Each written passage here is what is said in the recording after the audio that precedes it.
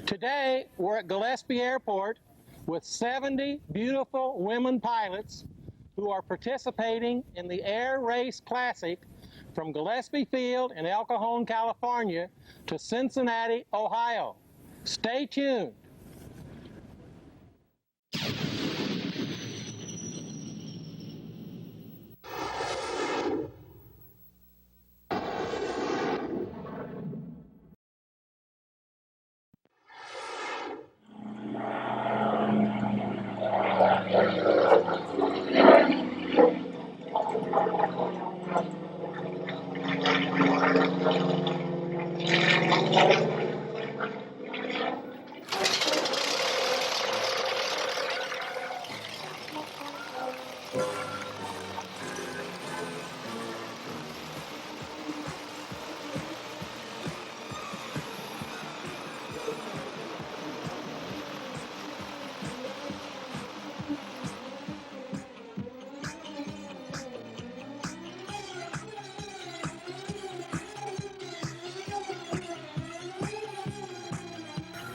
Captain Lynn Ripplemeyer with Continental Airlines, and today I'm the honorary starter at the Classic Air Race.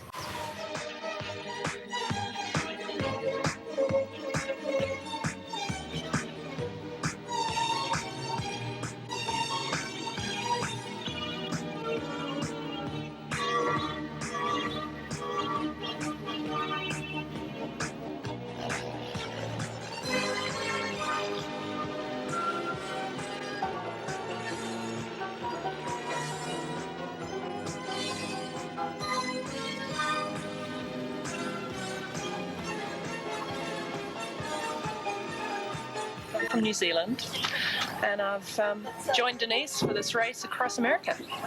And you are the co-pilot? I am the co-pilot. Okay. They told me there are 3 pilots in That's right. We're all fly. We're all 3 of us on board fly, and Denise and I will look at sharing the flying duties and sharing the radio and navigation duties as required. Did you fly from New Zealand or from where you? We did, actually. We flew. Denise came out to New Zealand and we flew across to Sydney, and we picked up her aircraft there in Sydney, and we've just flown it across the Pacific. How many hours? Well, our longest leg was from Kona in Hawaii to Oakland, and that was 15 and a half hours. Wow. It's a long time to be sitting in an airplane. Thank you so much. Good luck.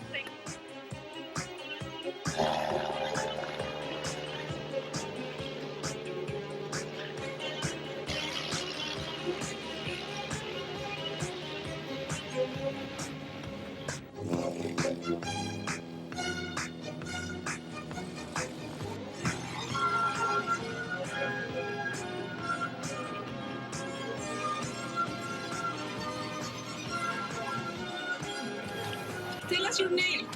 Joyce Wells. And you are the pilot or co-pilot? I am the pilot. And your co-pilot? Is Kathy Walton. And your number? Number 13. And then this is my co-pilot's 13th race, and it's my 23rd. Thank you.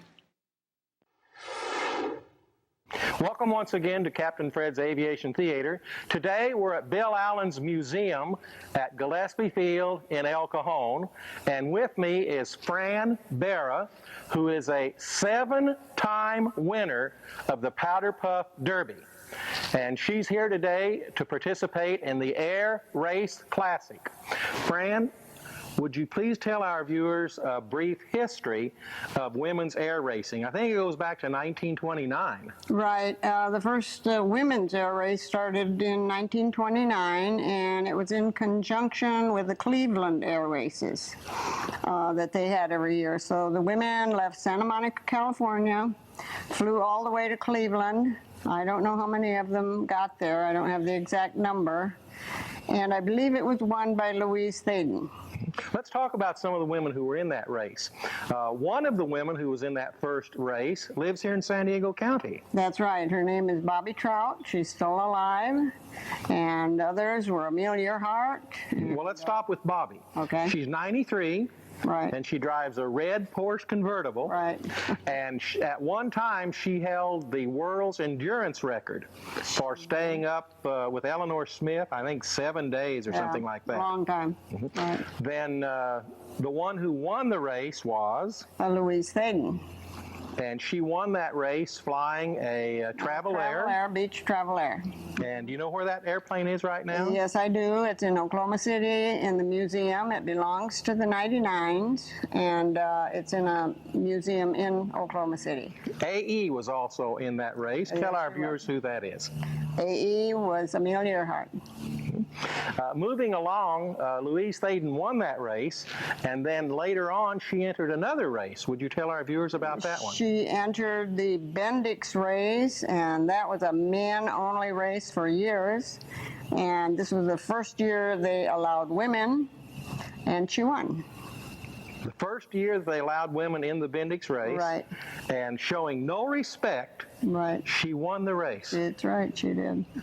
A couple of years later, a little blonde gal entered the Bendix. Oh, yes, Jacqueline Cochran. Right. And she won the race. And during World War II, She started the WASP, which were the Women's Air Force Service Pilots, and they were the girls who ferried all of the World War II and flew all the planes that the men did. However, they were not in the military at that time. They took them from the factories to the bases and so forth. ferry pilots. Ferry pilots. And we had a WASP here in San Diego County, Isabel McCrae Hale. Isabel McCrae Hale, yes. And she told me that she used to pull targets up and down the Colorado River. They did many things. They pulled targets, they ferried airplanes, they flew bombers, they flew everything. And Isabel also helped establish 2 of the 99's chapters here in San Diego. I believe probably the San Diego chapter and then also the Mission Bay chapter. Just briefly, would you tell our viewers what the 99's is? The 99s, they are an organization of licensed women pilots worldwide. And they're women pilots that promote aviation, and we give scholarships for many things. We have the Amelia Earhart scholarships, and we help young women further their careers in aviation. They also paint compass roses on all the airports. Yes, yeah, we do a lot of things. We paint compass roses on airports. We paint numbers on the runways, and we have an international meeting every year. They have what we call sectional meetings, which I belong to the Southwest section. We have those twice a year. They have the different sections in the country.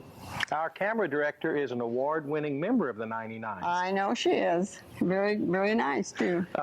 What else would you like to tell our viewers about races? I believe there's one more, a smaller one, Palms to Pines. We have the Palm to Pine race. There are several races around the country, but out here we have the Palm to Pine race, which I raced the last 6 years. I came in first 3 times, second twice, and third once out of the 6 years. You don't give anybody else a chance, do you? I try not to. Where does the Palms to Pines race go? That goes from Santa Monica, California to Bend, Oregon. Bend, Oregon. And it's a shorter race than this. Bend, Oregon is a very famous place. It's small, Yeah. but it's very famous because it's halfway to Canada. Yeah. It's Whenever you're flying from San Diego to Canada, Bend, Oregon is the halfway point. Is It's that right? downhill from there. I didn't know that. It's downhill from there. Yeah. Okay, now tell us about, is it the resurrection of the Powder Puff Derby, or what is this Air Race Classic? The Air Race Classic started after the Powder Puff Derby shut down or quit. The last Powder Puff Derby we had 200 airplanes, about 400 women, and it became very cumbersome going across the country making hotel reservations, and it just got too big. It was a very popular race. So after 30 years, they ended it. What year was the last Powder Puff Derby? I believe it was 1977, and 76 or 7, right in there. Well, 76 was the last Derby, and 77 was a commemorative flight where it was not wide open racing. It was more of a contest, you know. So 76 was actually the last Powder Puff Derby. race, yeah. Okay. Is there anything else you'd like to tell our viewers? Well, no, I just hope we do well. Well, let me ask you one more question. You won the Powder Puff Derby 7 times. Yes, I did, and I came in second 5 times. And you came in second 5 times. And third, Can you tell me the years that you won? No. No? What was the first year that you won? The first year I won was 1951. I was a co-pilot with Claire Walters, and that was the first race I was in. And then the next one I won was 53. I think 55 and 56, and I can't remember after that. Yeah. And the last year that you won? I don't remember. The Powder Puff Derby? Yeah. I don't remember. It's so many. After you get so many championship rings on your finger, you lose count. Yeah. Thank you for being with us today. Thank you for having me. Fran Barra, 7-time winner of the Powder Puff Derby.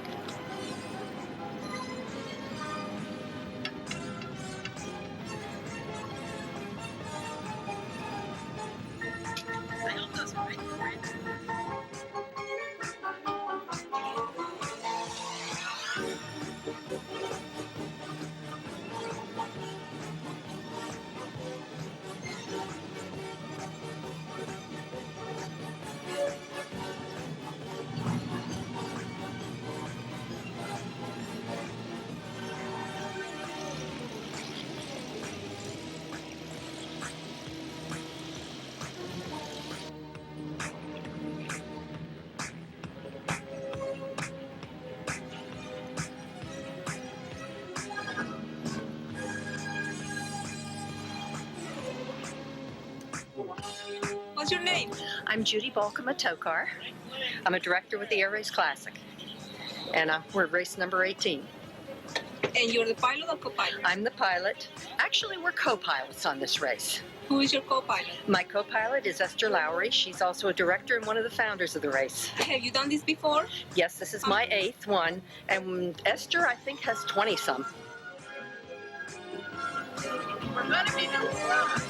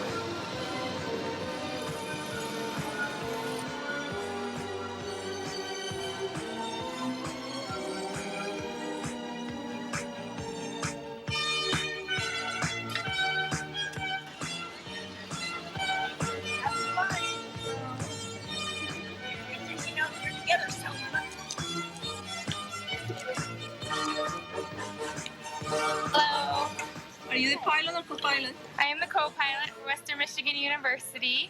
My pilot's up at the terminal waiting for her parents who are seeing us off from Phoenix. Welcome back to Captain Fred's Aviation Theater.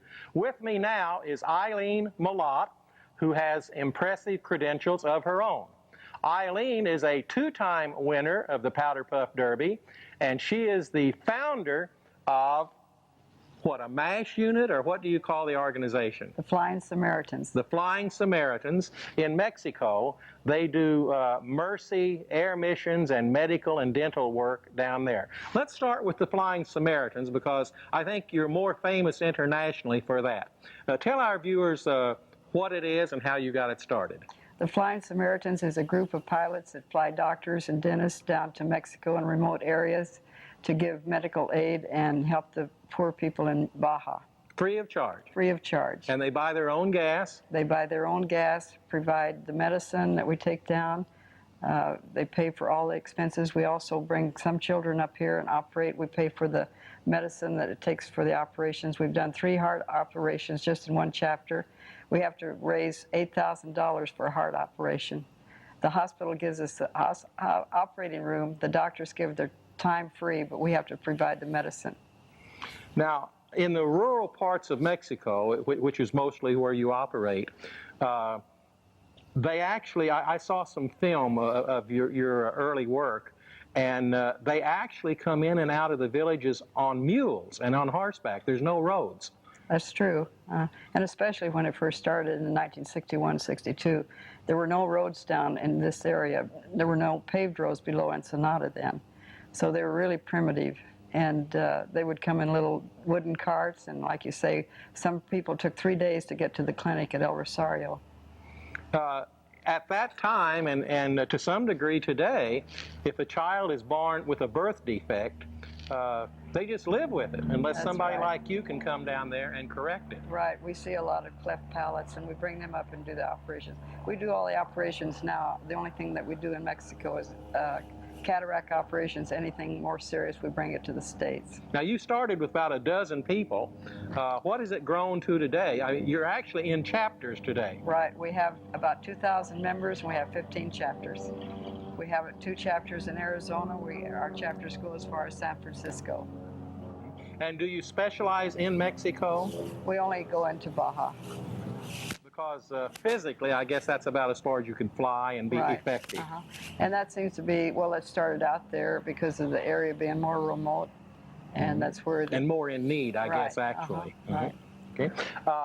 Tell us about your experiences with the Powder Puff Derby and the 2 times that you won. Well, I won in 59 and 60, and Fran, 2 years in a row. You won Yeah. 2 years in a row. and Fran came along in 1961 and beat me by 2 seconds. 2 seconds. Yeah, we were bitter enemies. Boy, then, that's but cutting it close. Now we're good friends. Well, there's a story that you, in good-natured terms, that you were at each other's throat, tooth and nail, boy, and you were really bitter enemies until later on, and then you became fast friends. I didn't know that we were enemies then. Oh, you did? No.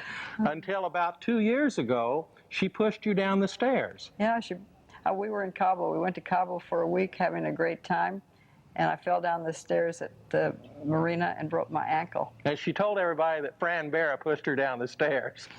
The first time you won, the race went from where? It went from it went to Spokane from Lawrence, Mass. Started in Lawrence, Massachusetts. Oh, it went from Right, east to from west East that year. Coast to the west. Okay, from Lawrence, Massachusetts, which is near Cape Cod on the Atlantic Ocean, all the way across the United States to where? Spokane, Washington. Spokane, Washington, which is inland in Washington State. It's not Seattle. It's a little bit inland. Yeah. Okay. And the second time you won, which was the very next year? That was from Wilmington, California to, or Torrance, California, to Zamperini Field in Torrance, California. to Wilmington, not Wilmington, Charleston, South Carolina. From Zamperini Field in Torrance, California, which is on the Pacific Ocean, across to South Carolina.